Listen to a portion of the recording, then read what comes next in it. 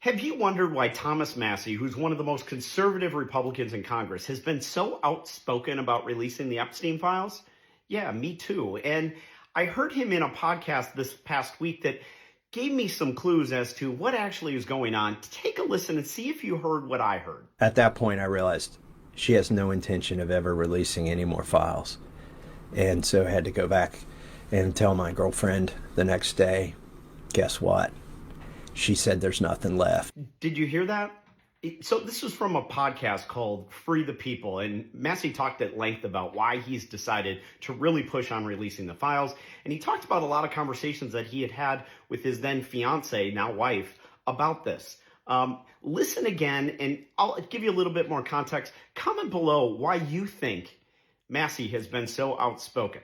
Really happened back at the DOJ when Pam Bondi invited Jim Jordan and all the other Republicans on the House Judiciary Committee to come over for dinner.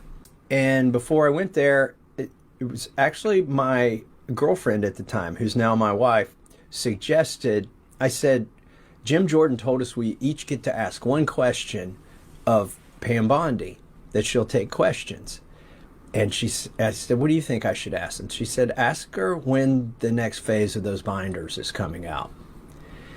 And I said, I'm not going to do that. This is a cordial dinner. But as the day got nearer, I decided that is what I should do as I started looking at what wasn't getting released. And so she was making more and more statements in the public. I asked the question. I asked Pam Bondi, when could we expect to see the next tranche of these files? And she told me that all that was left was child, and it was really disgusting, and nobody wanted to see that kind of stuff. I just at that point I realized she has no intention of ever releasing any more files. And so I had to go back and tell my girlfriend the next day, guess what? She said there's nothing left.